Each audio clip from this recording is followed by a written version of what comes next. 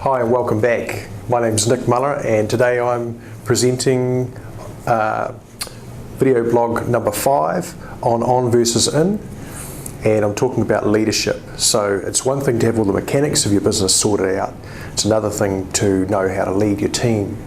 And one of the things, aspects that we need to consider in a business, when we're running a business, we're working on the business, is what are we in terms of what we're working on, is how we get the team to follow us or to generate their own participation. And what I'm talking about is discretionary effort, okay, over and above a willing contribution, over and above the just coming to work and eating your lunch and being semi-engaged, which is where a lot of workforces tend to operate when there's not a high level of team function. So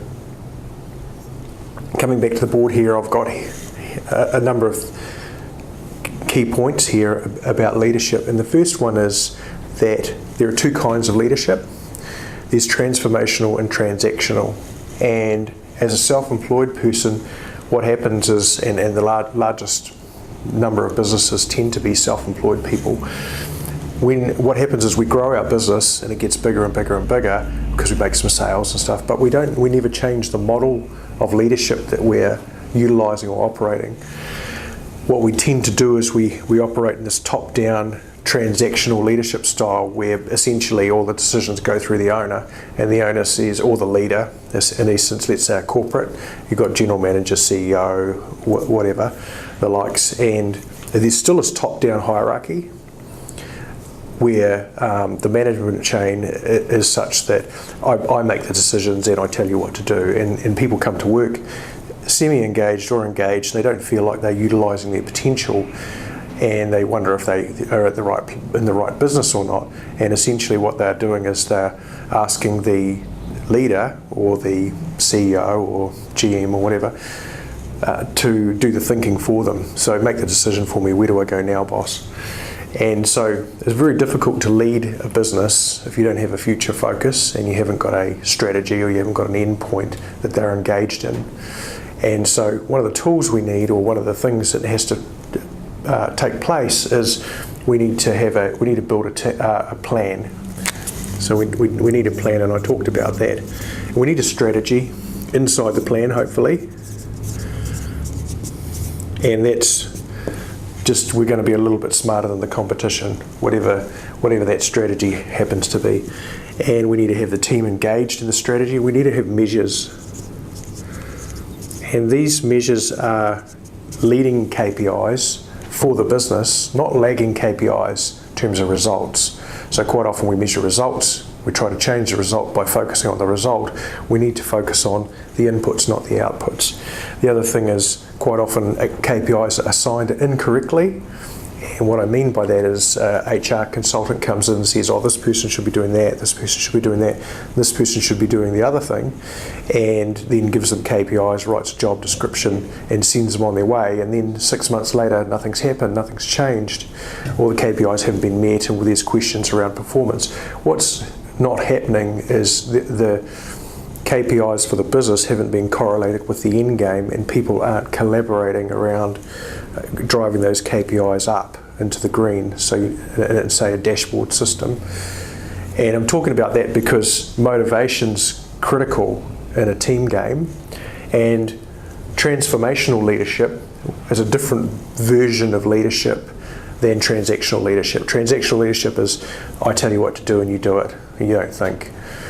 Transformational leadership is where we figure out the end game together, we figure out how we're going to get there, and we figure out what measures and actions we need to take that are to get us moving in that direction and start to shift the business into a new incline. It's quite a different way of operating, and then the leader becomes more of a guide and a coach. It's quite a different way of operating.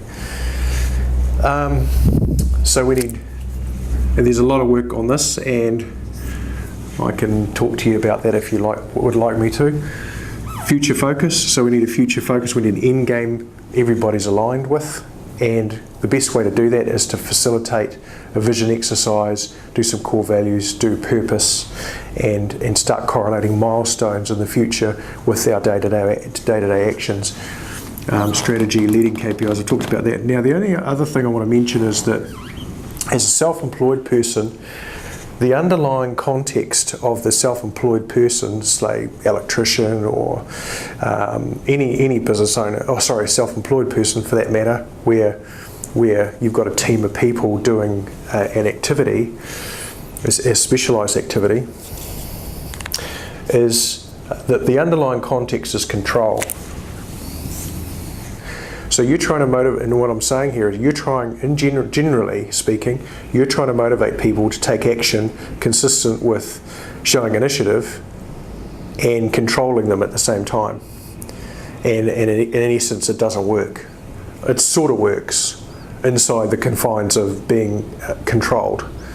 And if I give you another analogy, a better way to operate is where you have in essence, an underlying context of trust. So I'm trusting you to do your job, and here are the measures we need to work with, and here's the framework and a structure, and you can leverage that framework and structure to produce results.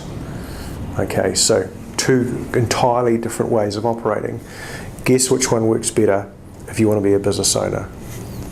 And the answer is an underlying context of trust with adequate structure and systems in place. So you need to build those structures and systems and get them implemented and get your team on board with that. Thank you.